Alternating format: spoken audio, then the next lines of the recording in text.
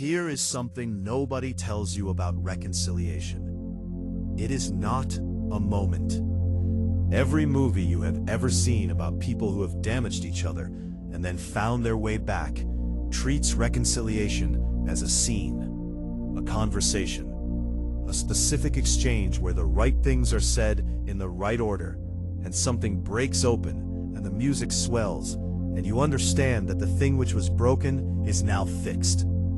Real reconciliation is not a scene. It is a series of small decisions made repeatedly over a long period of time. The decision to walk into the same room. The decision to say the honest thing instead of the comfortable thing. The decision to extend a version of trust you are not entirely sure is warranted yet, because the alternative, the defended, closed, permanently scarred alternative, costs more than the risk. Real reconciliation is not a moment. It is a practice. I did not fully understand this on the morning Priya called Daniel. I understood it better by the end of the week that followed. I understand it completely now. But let me tell you how it began. I was not on that call. I want to be clear about that. Priya called Daniel that Tuesday afternoon after I left her office, and I was at home making dinner. And I have only the account she gave me afterward, and the account Daniel gave me much later, when we had reached the kind of honesty with each other that allows for the retrospective telling of difficult things. The two accounts match in the essentials. They differ only in the emotional texture, the internal experience of the same conversation from opposite sides. Priya called at 4:15 p.m. Daniel answered on the first ring, which told her, she said, that he had been expecting the call, that he had known it was coming. She told him what she had told me, the 3 entities, the position, the 4 years, the 31.2%. She told it in the same direct, unornamented way she told everything. Just the facts, in order, with the meaning in the sequence. Daniel listened without interrupting. She had expected questions, pushback, the specific defensive reaction of someone receiving information that fundamentally reshapes the room they thought they were standing in. He said nothing until she was finished. Then he was quiet for a moment. And then he said, and both accounts agree on this, the exact words. He said, "I knew." Priya said, "What do you mean you knew?" He said, "Not the specifics, not the entities or the percentages, but I knew you were doing something. I could feel it. The way you moved at certain meetings. The questions you asked seemed slightly off from what was being discussed. The way you were always slightly ahead of where the conversation was, without appearing to be." Priya said, "And you said nothing." He said, "What would I have said? I didn't have anything concrete. Just a feeling. And you had done nothing wrong. And I had no standing to question you about a feeling." A pause. Then Daniel said, "Also, honestly, I think some part of me was grateful." Priya said, "Grateful for what?" "For knowing someone was paying attention to the parts of it I wasn't paying attention to. For knowing there was a net somewhere, even if I couldn't see exactly where." Priya told me this part of the conversation the next morning. She said she had not expected that. She had prepared for defensiveness and had received something more complicated. She said she sat with the phone after Daniel said it and felt something she described as the particular relief of being understood by someone you expected not to understand you. Daniel had not known what she was building, but he had known she was building something, and rather than treating that knowledge as a threat, he had, quietly, without articulating it even to himself perhaps, treated it as a kind of security, a background certainty that someone was watching from a different angle. I thought about that a lot in the days after. The way the 3 of us had occupied such different positions in the company, and such different positions in each other's understanding, and how those positions had created something, not intentionally, not by design, but structurally, the way all complex systems create properties that nobody specifically planned. Something like balance. Imperfect, broken in places, damaged by what had happened between Daniel and me.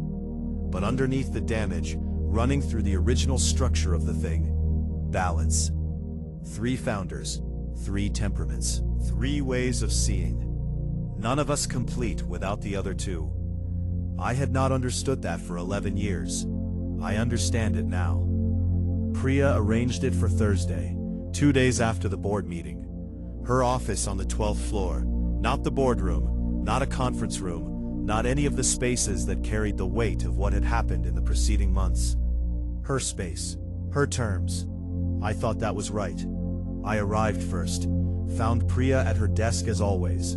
She had rearranged the office slightly, moved a chair, cleared the secondary desk along the wall, created a small configuration of 3 seats that was neither a boardroom arrangement nor a casual one. Something in between. Something that said, this is a real conversation between equals, and the space should reflect that. I sat, said good morning. She said good morning. We waited. Daniel arrived 3 minutes later. He came through the door, and he looked at me, and I looked at him, and there was a moment, brief, charged, the accumulated weight of 11 years and 6 weeks and 1 vote and 1 empty room pressing into the space between us. Then he looked at Priya. Nice office, he said. I've never actually been in here. Priya looked at him. I know, she said, simply, not an accusation, a fact.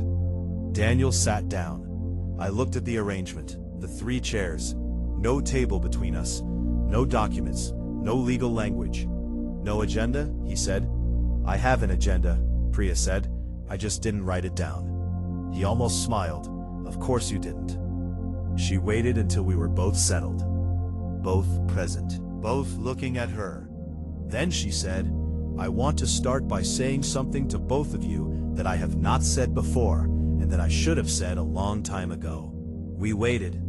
I love this company, she said.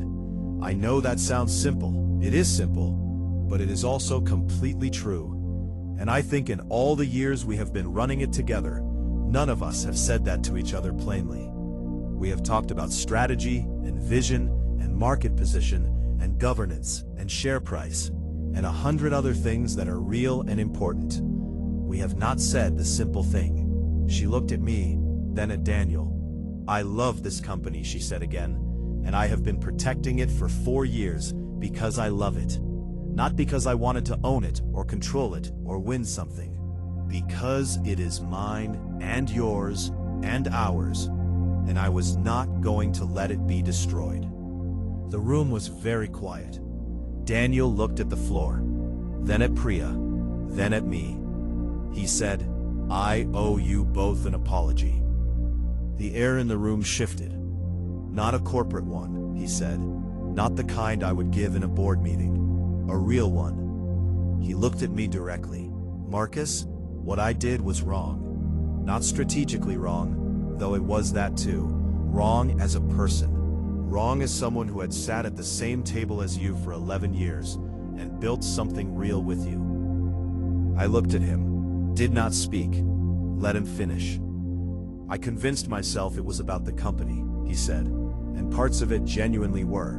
But other parts, older parts, were about things that had nothing to do with the company, and I used the company as the vehicle for them. And that was not fair to you, or to Priya, or to the 4,000 people who came to work every day, trusting that the people at the top of the building were making decisions for the right reasons. He stopped, looked at his hands. I'm not asking you to forgive me today, he said. I don't think that's today's conversation, but I wanted to say it plainly, rather than dressing it up in a professional language. I sat with it for a moment. Then I said, thank you. Not forgiveness, not yet, but the acknowledgement that what he had said was real, and that I had heard it, and that it mattered. Daniel nodded once. Priya was watching both of us, with the expression that I was slowly learning to read, the one that contained multiple simultaneous things. What I saw in it now was something that might have been, not relief exactly, but the release of a tension she had been holding for a very long time. The tension of waiting for the 2 loudest people in the room to finally have the conversation they should have been having for years. She let the silence sit for a moment. Then, "Okay," she said. "Now let me tell you what I think we should build." She talked for 40 minutes. I have been in thousands of meetings. I have heard pitches and presentations and strategic visions from some of the most compelling minds in technology. I have sat across from people whose ability to see around corners felt almost supernatural. What Priya did in that room in 40 minutes was the clearest articulation of what VELOX was and what it could become that I had ever heard, including anything I had ever said about it myself. She did not use slides, did not use notes. She sat in her chair and she spoke from the complete and total mastery of a person who had been thinking about this for 11 years with full attention and had simply been waiting for the room to be ready to hear it. She started with the company's core identity, not what we sold, not what our revenue was, not what our market position looked like to an analyst, who we actually were. What VELOX was at its center. She said, "We are not a logistics software company. We have always described ourselves that way because it is accurate at the product level, and it is the language the market uses, but it is not what we actually are." Daniel said, "What are we?" She said, "We are a translation layer between complexity and clarity, between what the world actually looks like, chaotic, interdependent, constantly changing, and what the people operating in it need to see in order to make decisions." She paused. "Every shipping company that runs on our platform is using us to see their own operations more clearly than they could see them before. Every efficiency gain, every logistics improvement, every cost reduction, it comes from clarity, from the ability to see the whole system instead of just your part of it." She looked at both of us. "That is what we sell," she said. "Clarity at scale." I looked at her. I had described what VELOX did in hundreds of ways over 11 years, in pitches and presentations and investor meetings and press interviews. I had never described it like that, but sitting in that room, hearing her say it, I felt the particular sensation of something being named correctly for the first time. The rightness of an accurate description landing in the place where an inaccurate one had been living. She went on. She talked about the next 5 years, about where the market was going, and where VELOX was positioned to go with it, and the specific capabilities we needed to develop to get there. She talked about the engineering roadmap, not in technical detail but in strategic shape, the way a person talks about architecture when they have been living in the building long enough to understand it from the inside. She talked about the IPO not as a financial event, but as a moment of public accountability, the moment the company's story became everyone's story, and the responsibilities that came with that. And then she said the thing that I have thought about most in the time since. She said, "The three of us have different relationships with this company. Marcus, you built it as an extension of yourself, your vision, your energy, your certainty about what it could be. That is not a criticism. That quality is what made it possible. Without that particular kind of irrational confidence in the beginning, nothing gets built." She looked at Daniel. "Daniel, you built it as something to be managed, optimized, made to run correctly and sustainably. That is also not a criticism. Without that quality, nothing survives." She looked at me again, then at Daniel, then at something in the middle. "I built it," she said, "as something to be protected, something worth protecting, not from the market or the competition, from ourselves, from the ways that the people who love something most can damage it most when they stop seeing it clearly." She paused. "All three of those relationships are necessary," she said. "All three of them have been necessary from the beginning. The mistake was not that we had different relationships with it. The mistake was that we never talked about those differences directly. We let them operate underneath the surface of everything, until they became the source of the conflict rather than the source of the balance." The room was completely still. Then Daniel said something that I did not expect. He said, "You've been thinking about this for 11 years. Yes, Priya said. All of this. The position, the structure, this conversation. Not all at once, she said.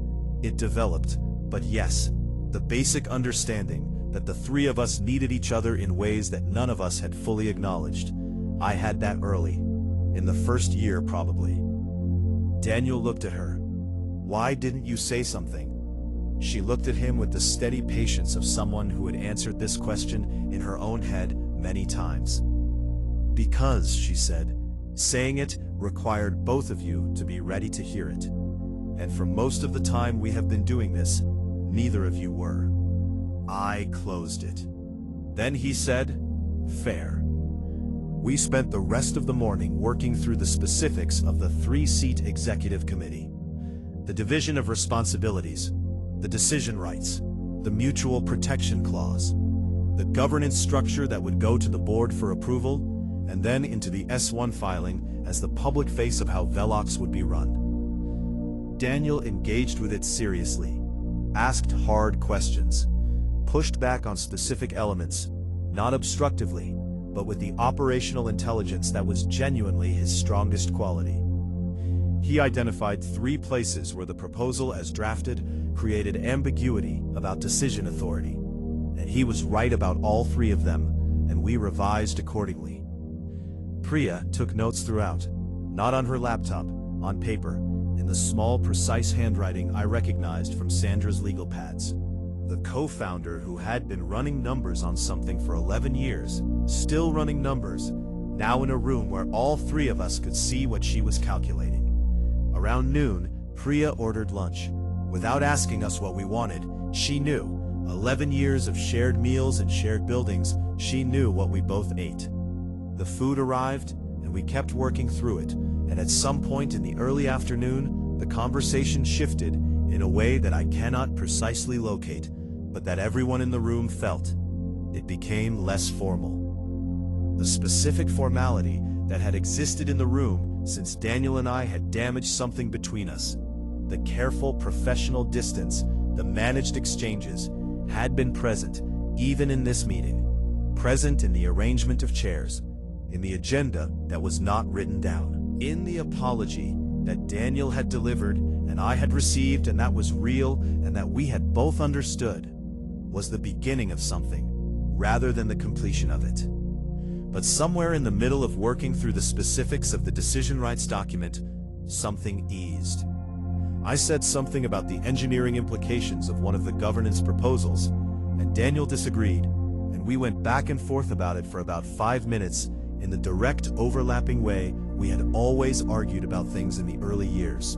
Not hostile, competitive. 2 people who were genuinely trying to figure out the right answer and not particularly worried about whose version of the right answer it turned out to be. Priya watched this exchange with an expression I now recognized fully. Satisfaction. The quiet, profound satisfaction of someone whose plan had just produced exactly the result they had been working toward. Resolution and moved on. She said nothing, just made a note on her paper. But I saw it, and I understood it. And I looked at her, and she looked at me, and she gave me the smallest nod. The nod of 2 people who have arrived, from opposite ends of a long road, at the same place. We finished the document around 3. Daniel had a call, an operational matter, something about a client in Singapore that had been waiting for 2 days. He took it in the corridor, still carrying his copy of the governance document, his voice moving from the quiet register of our meeting into the crisp, efficient register of the Daniel Cross who ran VELOX's daily operations. Priya and I sat in her office, the comfortable post-meeting quiet. 2 people who had just spent 5 hours being honest with each other in various registers, and were now sitting with the aftermath of that. I looked around her office properly for the first time. The engineering diagrams on the wall, not decorative, functional, real schematics of the platform architecture that she clearly looked at regularly. A small shelf with a handful of books, technical mostly, but 1 or 2 that surprised me. A philosophy of science text, a biography I did not recognize, a photograph, I noticed it on the corner of her desk. Small, framed, half obscured by a stack of printouts. I leaned slightly to see it. The three of us. Early days. The dry cleaning shop office. The folding table. The whiteboard covered in diagrams. We were all younger. Visibly younger. Not just in the faces, but in the posture. The specific posture of people who have not yet fully encountered the weight of what they are trying to do. Daniel and I were both leaning forward, towards something. Animated. Talking probably. Priya was slightly apart, as always, laptop open. But in the photograph she was not looking at the laptop. She was looking at the two of us with an expression that I had never noticed in the moment it was taken, but that was completely clear in the photograph. It was the expression I now recognized, the one with 5 simultaneous things. "You kept that," I said. She looked at the photograph. "Yes. All this time, yes." I looked at it for a moment longer. 3 people at a folding table above a dry cleaning shop. Before the money and the employees and the billion-dollar valuation and the board meetings and the votes and the 6 weeks of silence and the 40-page document and everything that had happened between that moment and this one. Before any of it. Just 3 people in a rented room believing in something that did not exist yet. "I have one too," I said. "Same photo, different frame." Priya looked at me. "Mine's in my office at home," I said. "Not the VELOX office, home." I looked at the photograph for a moment. "I think that's right," she said. "The home office is the honest one." I want to skip ahead now. Not over everything. I will tell you the important moments. But the 4 weeks between that Thursday meeting and the IPO filing were a specific kind of time that is hard to describe accurately without losing the texture of it. They were working weeks, genuinely deeply working. The 3 of us in the building together for the first time. Well, genuinely together, actually operating as the unit we were supposed to be. For the first time perhaps since the earliest years. The governance restructuring went to the board, was approved unanimously. Sandra reviewed the final documentation and pronounced it clean. The S1 preparation accelerated with the clarity of a process that had been slightly uncertain about its own foundations and was now on solid ground. The 3 of us developed a rhythm, not immediately. Rhythms take time. They develop through the accumulation of small repeated interactions, through learning each other's working patterns and communication styles, and the specific ways each person was most useful in a given kind of conversation. I learned things about Daniel I had not known, or things I had known and had let erode under the accumulation of conflict.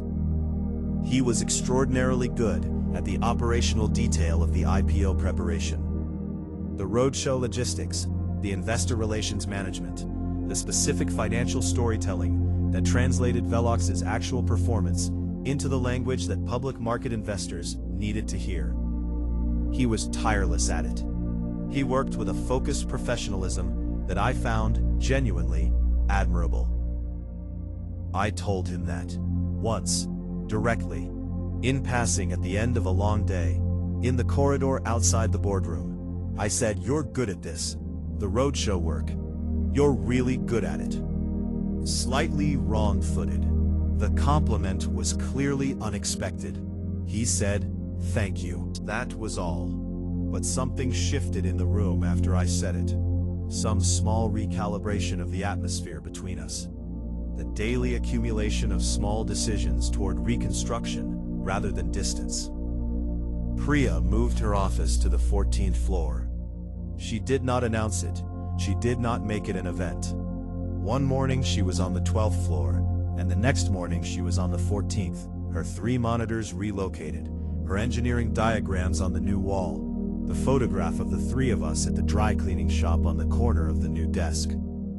I walked past her office that first morning and stopped. She looked up from her screens. I said, "You moved?" She said, "The 14th floor is where the decisions happen. I should be where the decisions happen." I said, "You've always been where the decisions happen." She looked at me for a moment. Then she said, "Yes, But now everyone can see it. She went back to her screens. I walked to my office, sat down. I looked at the Austin skyline through my window. Something had been completed. I could not have said precisely what. The full arrival of something that had been in transit for a long time. The closing of a distance that should never have been as large as it had become. I started my day. October 2nd, the night before VELOX Technologies was going to begin trading on the New York Stock Exchange. We were in New York. The three of us, plus Sandra, plus the investment bank team, plus the communications people, plus approximately 40 other people whose presence was necessary to the logistics of taking a company public. The kind of organized chaos that surrounds a significant financial event. Controlled but barely, held together by spreadsheets and schedules, and the particular focused energy of professionals at the top of their particular games. We had done the roadshow, 2 weeks of it, the specific, exhausting ritual of taking the company's story to institutional investors in city after city, telling it and retelling it, answering the same questions in different rooms, maintaining the energy and the certainty and the narrative coherence that investors need to see before they commit. The three of us had done it together. That was the visible story of the roadshow. The three co-founders presenting as a unified leadership team. The governance drama of the preceding months resolved into a structure that projected stability and maturity, and a company that had worked through its growing pains and come out stronger. The investors had responded well, better than the bankers had projected. There was momentum going into the opening that felt real rather than manufactured. But that is not what I want to tell you about the night before. I want to tell you about 11 o'clock. The official dinner had ended around 9, the kind of dinner that surrounds IPOs, expensive, somewhat formal, the celebration commencing slightly ahead of the event being celebrated. People had drifted off after, the bankers to their various obligations, the communications team to their overnight preparations. The 40 other necessary people dispersed into the New York night. The three of us were in the hotel lobby. Not by arrangement, we had each come down separately, independently, for reasons of our own, and had found each other there. Priya had nothing. She was on her phone, finishing something, the eternal condition. She put the phone away. The three of us stood there in the lobby of a hotel in New York City, the night before the company we had started, in a room above a dry cleaning shop in Austin, Texas, with maxed out credit cards and a pull-out couch, went public on the New York Stock Exchange. Nobody said anything for a moment. Then Daniel said, 11 years. 11 years, I said. We looked at Priya. She was looking at the middle distance, thinking, as always, several things simultaneously. Then she looked at both of us. I want to say something, she said. We waited. Whatever happens tomorrow, she said. Whatever the share price does, and whatever the press says, and whatever the analysts write, and whatever version of this story gets told in the months after, I want us to remember this, what it actually was. What was it? Daniel said. She looked at him, then at me. Three people who believed in something before there was any evidence they should, she said. Who built it when it was hard, and kept building it when it was harder, and found a way to still be standing together when it was this. She paused. Most companies don't make it here. Most partnerships don't make it here. We did, imperfectly with damage, with things we will spend years repairing. She paused again, but here. The lobby was quiet around us. The city outside, doing what the city did. Daniel looked at his drink, then at Priya, then at me. He said, to the dry cleaning shop. Priya almost laughed, the closest thing to a laugh I had seen from her in months. A real one. Surprised out of her. I raised my water glass. To the dry cleaning shop, I said. We drank. New York Stock Exchange. I want to tell you what it looked like from the floor, because I think the description of it in the press, the photographs, the articles, the coverage, captured the surface of the thing without the texture. The floor of the NYSE at the opening bell is controlled chaos, that has been refined over 150 years into something that looks like a ceremony, but is actually a mechanism. The noise, the screens, the specific energy of a space where enormous amounts of money move in real time. It hits you physically when you are standing in it. A kind of pressure, the weight of consequence. We were standing at the railing, the three of us. The photographer from the communications team had arranged for us. Daniel on the left, me in the middle, Priya on the right. The standard arrangement, the one that would appear in the press, said something about the framing. Priya looked at the photographer, then at me and Daniel. "Switch," she said. "I'll be in the middle." The photographer blinked. The communications person started to say something about the standard arrangement. "Switch," Priya said again, quietly. Finally, we switched. Priya in the middle, Daniel on her left, me on her right. The photographer looked through the lens again, made a small sound that might have been a surprise approval. I looked at Priya. She was looking straight ahead, at the screens, at the numbers about to move. I understood. The middle was not the place of ego, not the place I had occupied, not the most visible position. The middle was the place of foundation, the thing that held the other two in their positions, the center around which the rest organized. She was claiming the correct position. The bell rang. The screens moved. VELOX Technologies began its first day as a public company. The share price at the close of day one was $51. We were priced at $34. The opening had been strong. The day had been strong. 51 at close was beyond what the bankers had modeled in their optimistic scenario. We were in the Beggs conference room when the closing came in, watching the number settle. The room around us erupts in the specific celebration of financial professionals when a significant event goes better than it was supposed to. I looked at the number on the screen. 11 years. The dry cleaning shop. The credit cards. The 4 months on the pull-out couch. The first client. The first real investment. The Series A, and the Series B, and the Series C, and the operational agreement I had signed without reading carefully enough. The acquisition I had blocked. The 7 months Daniel had spent building a case. The March boardroom. 9 votes. 6 weeks of silence. Section 14. Sandra's paranoid clause. 42 days. 4 investor meetings. The second board meeting. Daniel coming back into the empty room. Priya's office on the 12th floor. The photograph on the corner of the desk. The 3 chairs with no table between them. 40 minutes of Priya speaking without notes. $51. I looked at Daniel. He was looking at the screen. Something in his face, not just the financial satisfaction, something deeper. The specific look of a person who has worked towards something for a very long time and is now watching it exist in the world. I looked at Priya. She was not looking at the screen. She was looking at her phone, working on something, already in the next thing, already thinking about what $51 meant in terms of the corporate development strategy she had been building in her head for months. She felt me looking, glanced up. The expression, all 5 things simultaneously. But I could read more of them now.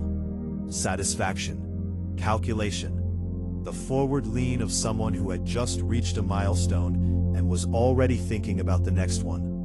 And underneath all of it, quiet, real, present, something that I would call pride if I thought she would allow the word. Pride in the thing we had built. Together. She held my look for a moment. Then she went back to her phone. I looked back at the screen.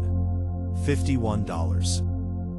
The Wall Street Journal ran their profile the following week.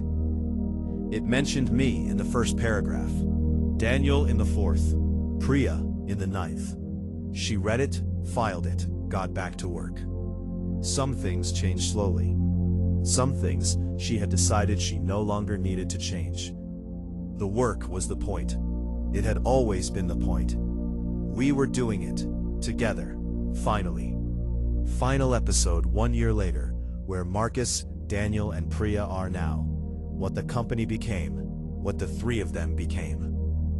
And the one conversation Marcus had with his daughter that told him everything he needed to know about whether he had actually learned anything.